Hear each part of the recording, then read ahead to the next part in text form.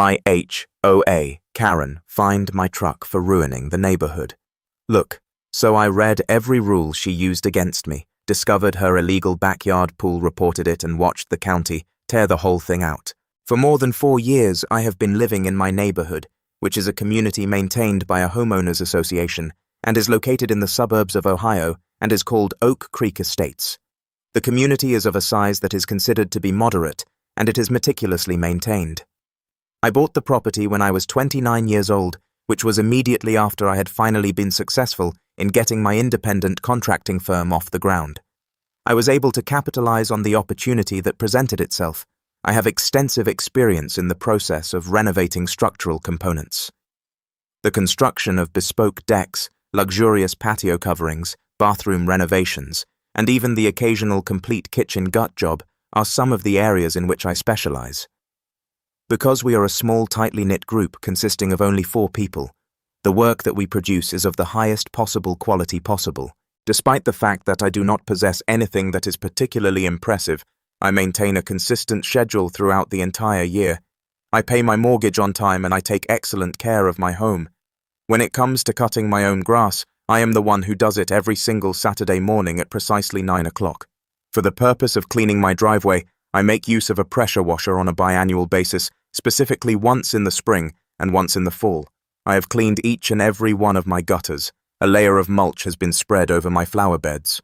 Not only am I not out here trying to win the Yard of the Month award for the community, but I am also not the person who is bringing down the property values in the neighborhood.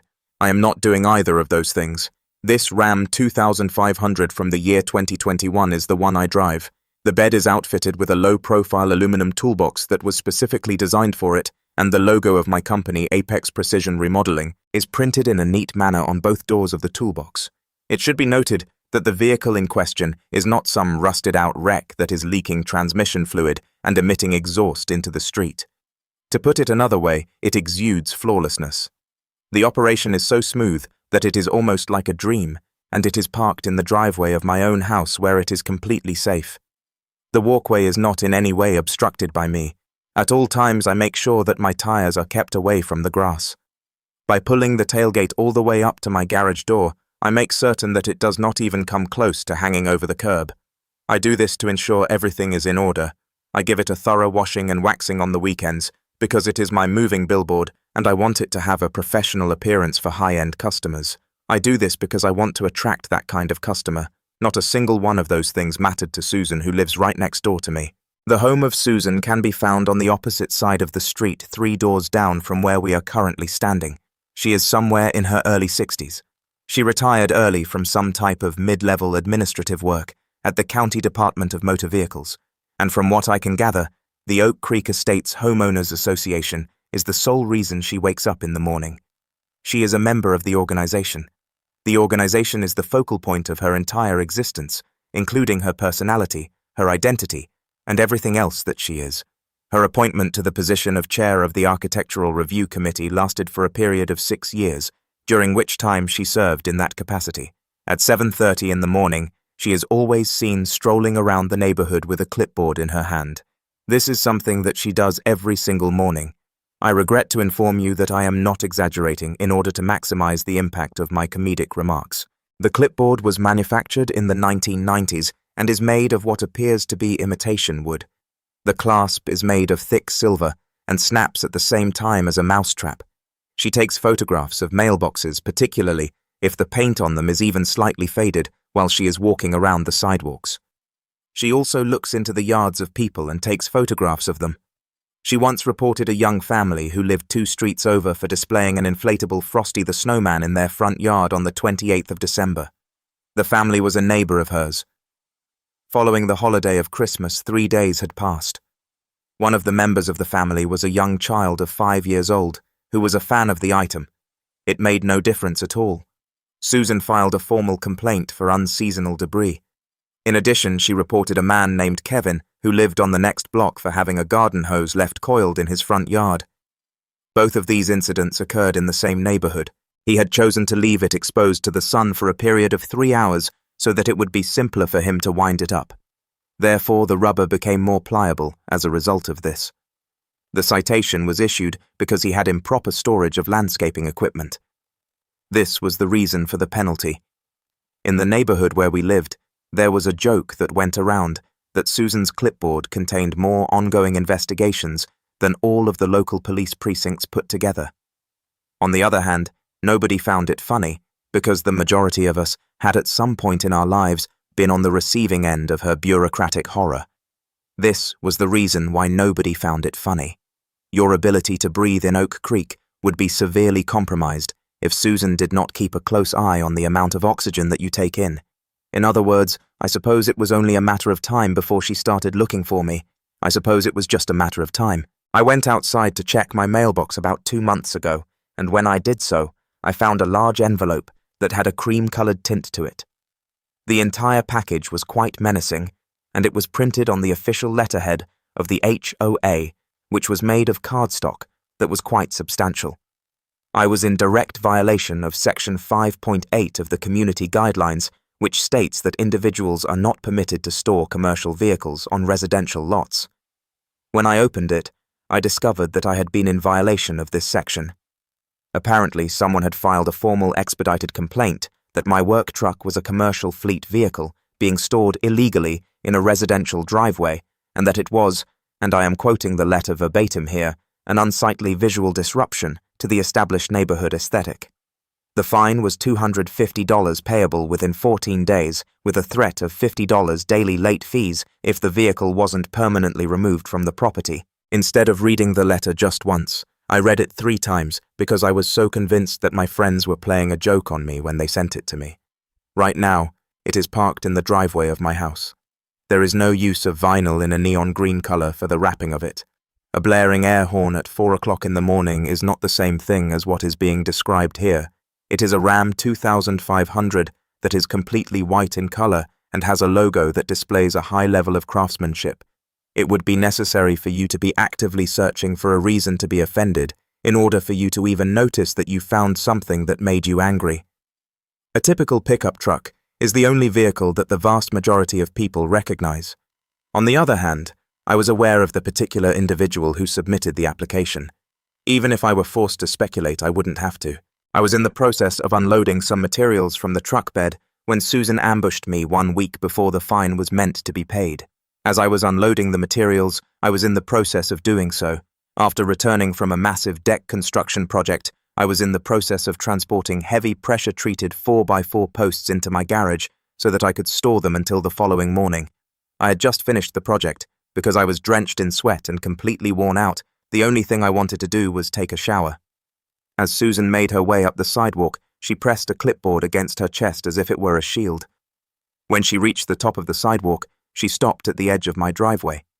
It was with that sickeningly sweet and condescending tone that she addressed him, "Well, Mark," which is typically reserved for reprimanding a young child. She said it with that tone. I see the commercial fleet has become a permanent fixture on our lovely street. I certainly hope you have plans to address this little situation. I immediately placed the heavy lumber on the ground and inquired about the precise meaning of the term address. This was done immediately after I removed the sweat from my forehead. A hazy gesture was made by her with her pen in the direction of my truck. It's just not in keeping with the Oak Creek community standards. We have an image to maintain. A truck like that belongs in an industrial park, not in a residential driveway where children play. When I looked at her, I was totally uninterested in what she had to say. "Susan, it's my personal vehicle. I live here. I pay the same HOA dues you do. It's parked on my concrete and there is nothing to address." When she smiled at me, it was a smile that was both piercing and poisonous at the same time. The kind of smile that makes you absolutely certain that you can see the gears turning in their head as they write the notice of violation is the kind of smile that you see here. The following time, she did not utter that phrase again. All she did was tap her pen against her clipboard, then turn on her heel and walk away completely. That was the only thing she did. The responsibility of being aware of that at that very moment fell on my shoulders. The smile that was being displayed was not a suggestion. Rather, it was a declaration of war against the entire world. In spite of the fact that I had parked my own truck in my own driveway, I was not going to pay the $250 fine that had been issued to me. There is not the tiniest possibility that you could survive. On that particular evening, I turned on my laptop, retrieved the Oak Creek Estates bylaws from the management company's conversation website, and started reading them. I was quite impressed with how well they were written. To my knowledge, this was the very first time that I had ever thoroughly read the entire document. Who exactly is it, then, following the purchase of a home in a homeowners association, HOA? You make a commitment to refrain from painting your home in a neon purple color sign, a massive stack of paperwork at the closing, and then proceed with the rest of your life. Regarding the matter at hand, I was curious about the specific language that is used in Section 5.8. Creating a defense that was impenetrable to air was something I wanted to accomplish. When the story reaches this point, it goes from being extremely annoying to being absolutely poetic. This transformation takes place. Section 5.8 explicitly stipulated that commercial vehicles defined as any vehicle with a gross vehicle weight rating, GVWR, in excess of 8,500 pounds, or vehicles possessing dual rear wheels cannot be stored on residential lots overnight unless fully enclosed within a garage. I couldn't help but let out a hearty laugh when I realized that my home office was so devoid of any and all people.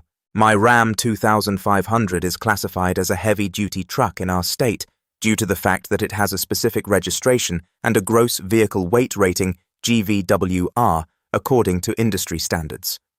On the other hand, for the purposes of standard non-commercial taxation, it is categorized as having a weight of precisely 8,000 pounds. The vehicle in question does not have a pair of rear wheels, according to the definition that was written into their very own holy rulebook. My truck did not fulfill the specific requirements that were necessary to be considered a prohibited commercial vehicle. It was possible for me to come to a halt at that precise moment. It would have been possible for me to send a brief and polite email to the management company, attach a copy of my vehicle registration that highlighted the weight class, and the entire situation would have been dismissed. I would have been able to do this. However, I did not stop my story at that point. When you try to extort $250 from a contractor by making him stay awake at 11:30 p.m. on a Tuesday, drinking black coffee and reading 80 pages of bureaucratic HOA nonsense, you don't just read the one section you need to read. You read the entire document. The reason for this is that you are attempting to convince him to pay you $250. As you are aware, you were the one who read the entire thing. You find yourself falling down a rabbit hole of local legislation as a consequence of the disdainful actions you have taken. The entirety of each and every section was the focus of my attention, every single appendix in its entirety, each and every addendum in its entirety. I was required to come in for 3 hours. The vast majority of it was mind-numbing garbage about how trash cans can only be visible for a period of 12 hours, before and after collection, and how front doors can only be painted from a pre-approved list of 6 extremely boring shades of beige and brown. Both of these things were ridiculous, but then somewhere around page 52, I was fortunate enough to experience a fortunate turn of events. Section 11.4 addresses the alterations and additions that have been made to the exterior structure. The purpose of this section was to make it abundantly clear that any permanent exterior structure, including but not limited to decks, pergolas, storage sheds, retaining walls that are higher than 3 feet, and in particular, in-ground swimming pools, must be presented to the Architectural Review Committee for formal approval prior to any dirt being moved. The homeowner is also required to provide certified proof that all of the necessary county building permits have been obtained and approved by the municipal code enforcement. This is in addition to the fact that the homeowner is required to present this proof. An end came to my scrolling experience. During the process of placing my coffee mug on the desk, with such force, I accidentally spilled a small amount of liquid. To my surprise, I found myself staring at the glowing screen for an extremely long time. I was aware of the fact that Susan's backyard contained a massive, excessive and extravagant in-ground swimming pool that cost $50,000. This was the primary reason why I was aware of this information. It was something that each and every person on the street was aware of. When she had it installed, it was approximately 3 years ago, which was right before I moved into the neighborhood. I was right there when it happened. It was a monstrous, kidney-shaped object that was 20 feet by 40 feet in terms of its dimensions. The deck was made of stamped concrete and extended all the way to the boundaries of her property. In addition, it featured a stamped concrete deck. It featured a rock waterfall that was a work of fiction and made a sound that was comparable to that of a broken fire hydrant on one end of the structure. She would leave the underwater RGB LED lights on for the entirety of the night, allowing them to cycle through neon pink and green. The lights were included in the package. He would throw insufferable pool parties during the summer months for her inner circle of neighborhood gossips, and she would blast Jimmy Buffett music at such a volume that I could hear it over my television. She would also throw these parties for her inner circle of neighborhood gossips. Approximately 1 year ago, I had the opportunity to attend a single HOA community meeting, and is the event that I am referring to here. The sole reason I went was because they were discussing the possibility of raising the monthly dues by a certain amount. At that meeting, the board president had proudly announced that the neighborhood was perfectly maintaining its aesthetic, and he had casually mentioned as a joke that none of the residents had submitted an application for a major exterior addition in over 5 years, such as a pool or a massive deck. At the same time, he had mentioned that the neighborhood was maintaining its aesthetic perfectly. Already 5 years had passed. Her swimming pool had only been in operation for a period of 3 years.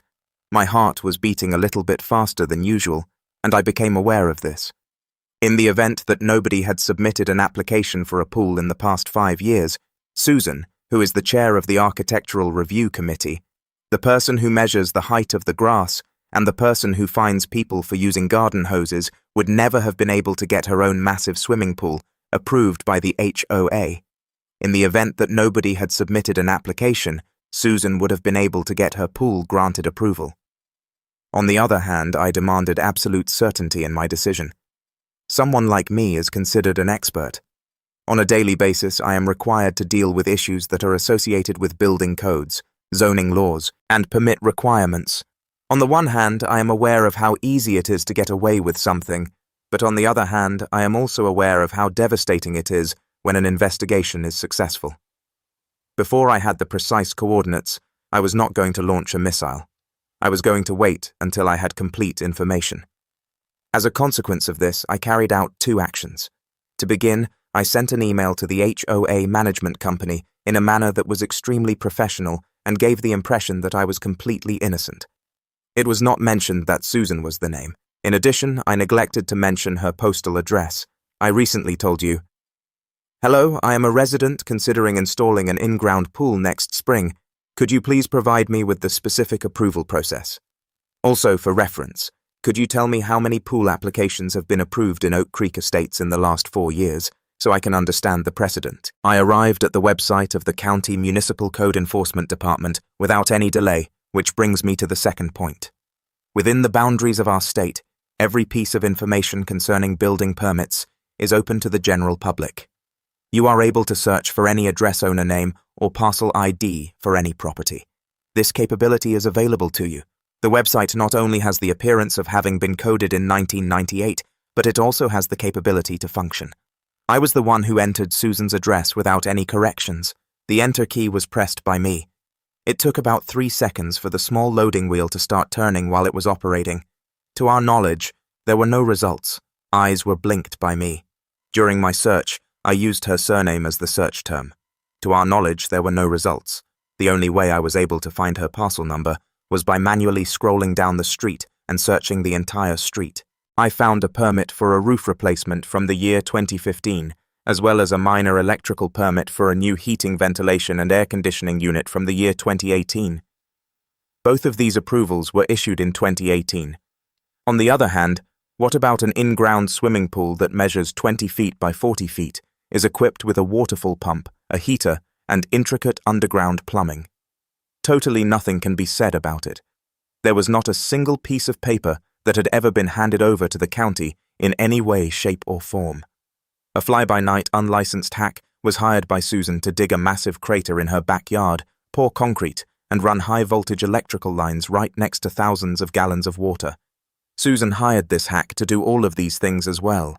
In addition, she completely avoided going through the county permit office in order to save money and avoid having her property taxes reassessed.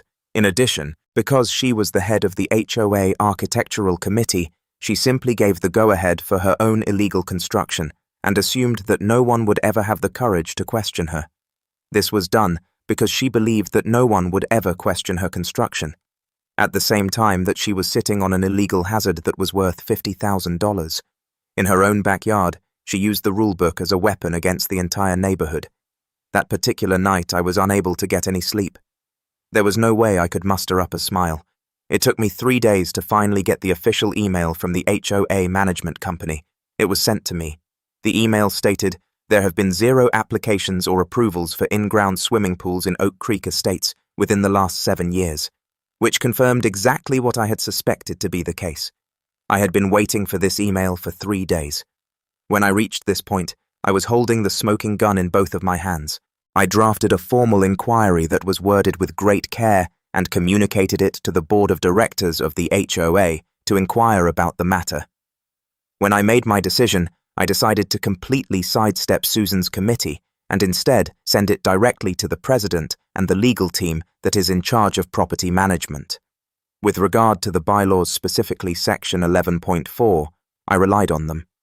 The satellite imagery that I provided from Google Earth was used to illustrate the difference that existed between Susan's backyard before and after the installation of the pool. A confirmation of the fact that there were no pools that had been approved was included in the email that was attached. In addition to that, I submitted a formal request for an investigation into the structure that was situated at her particular address and was not authorized or licensed according to the law. However, I was aware that the HOA might try to conceal it in order to safeguard their own interests. I was prepared for this possibility. Because of this, I decided to let go of the actual hammer. The County Department of Building and Code Enforcement received one of the reports that I submitted, and it was one of the reports that was extremely detailed and comprehensive. It was brought to my attention that an in-ground swimming pool had drainage issues and electrical work that had not been inspected, both of which could contain potentially fatal consequences. The pool was not only lacking in a permit, but also had structural issues that needed to be addressed. Almost immediately, I identified it as a possible danger to the securities of the properties that are situated in the surrounding area. Following that, I went to work where I parked my truck in my driveway every evening, and I waited to see what were the consequences of my actions. No one ever heard a word that I had to say at any point, in no way whatsoever. Over the course of 2.5 weeks, there was no noise making its way through the neighborhood. The absolute hellfire that was currently making its way through the bureaucracy of the county was completely unknown to Susan as she continued to move around with her clipboard. She was completely oblivious to the situation. The next thing that happened was that a bright Tuesday morning arrived. While I was working on a job site across town, my neighbor Tom, whose property backs up directly against Susan's fence, had a front row seat to the apocalypse. He was able to witness it firsthand. On the opposite side of town was where I was. While I was eating lunch, Tom, who was struggling to catch his breath, called me and gave me the play-by-play of the game. When Susan arrived at her home, a white county truck that was equipped with a heavy-duty load vehicle was there.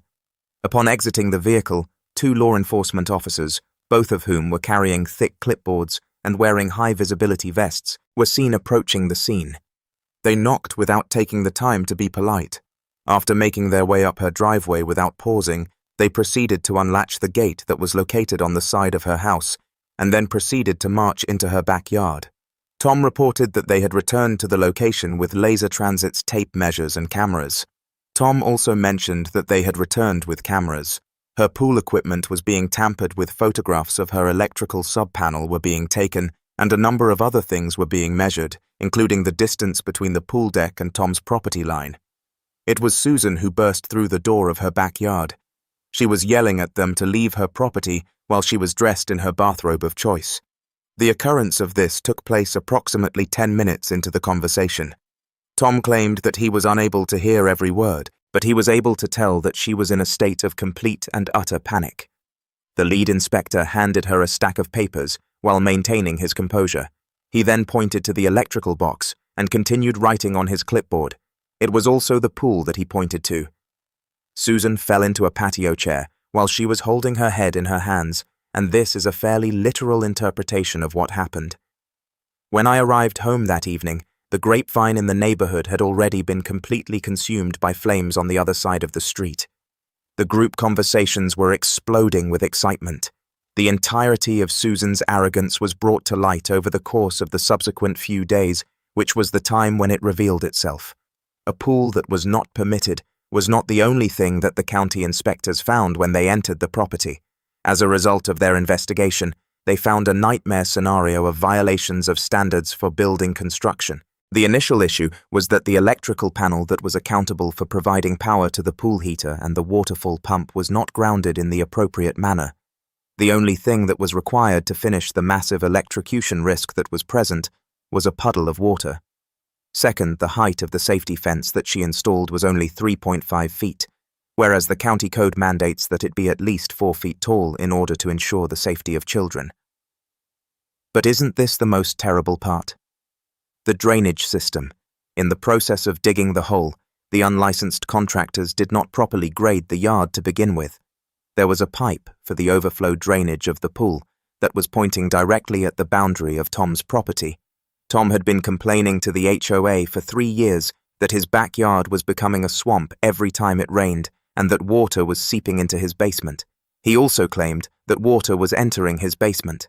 Susan, who was serving as the chair of the HOA committee, had dismissed each and every one of Tom's complaints, stating that they were due to natural weather patterns. Susan's illegal pool was directly responsible for flooding Tom's property, as demonstrated by the county inspectors who conducted the investigation. This county did not engage in any nonsense. A massive red sticker that read "Condemned Stop Use" was affixed to her back gate by the individuals. They presented Susan with a choice. She had to hire a licensed structural engineer, completely tear out and replace the electrical system, tear down and rebuild the fence, excavate the yard to fix the drainage, and pay exorbitant retroactive permitting fees and fines. All of these things were required of her. It was estimated that the pool would cost more than $40,000 to ensure that it was up to code. What is her alternative choice? Completely demolish the pool and then fill in the hole with water.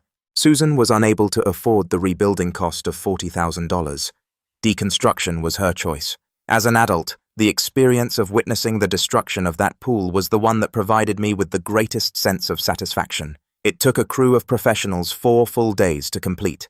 They arrived with a massive Caterpillar 320 excavator in their possession. Her prized rose bushes were trampled into the ground as it proceeded to roll over her meticulously maintained side lawn.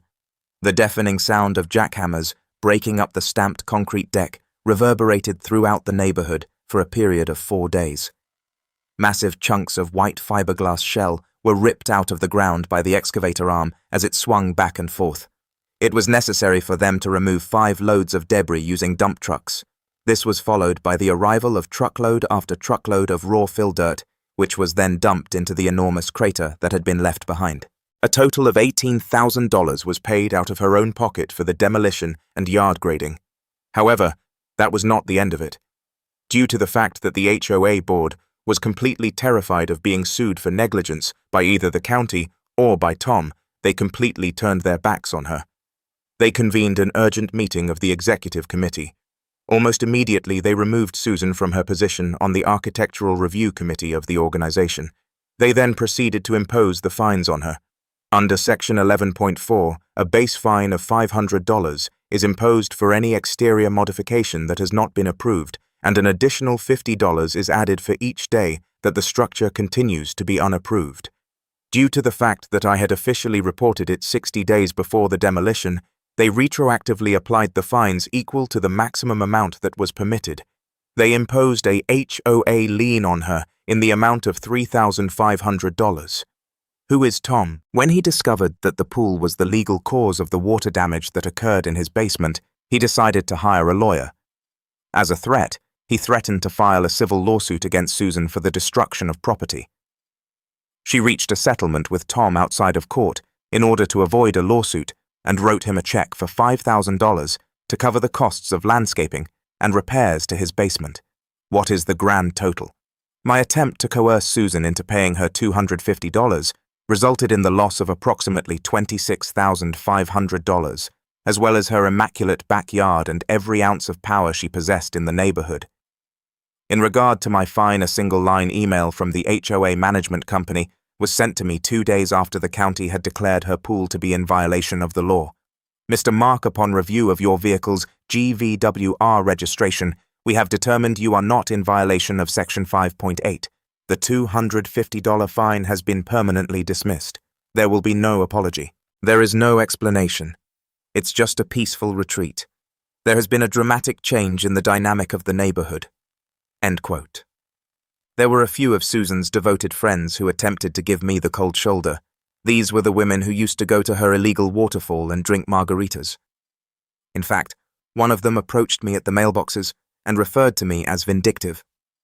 I just smiled at her and said I didn't build an unpermitted electrical hazard in my backyard.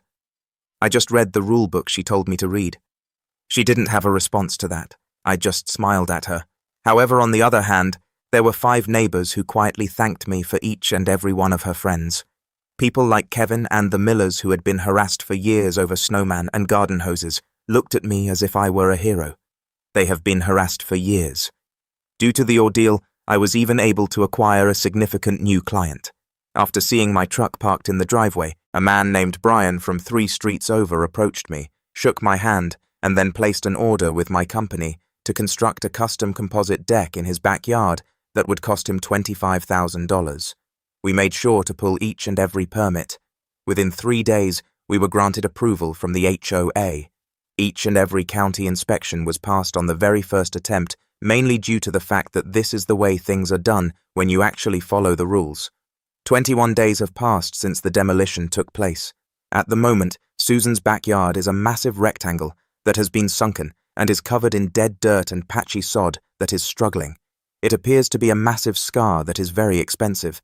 She is no longer responsible for patrolling the neighborhood. Without her clipboard, she is not carrying it.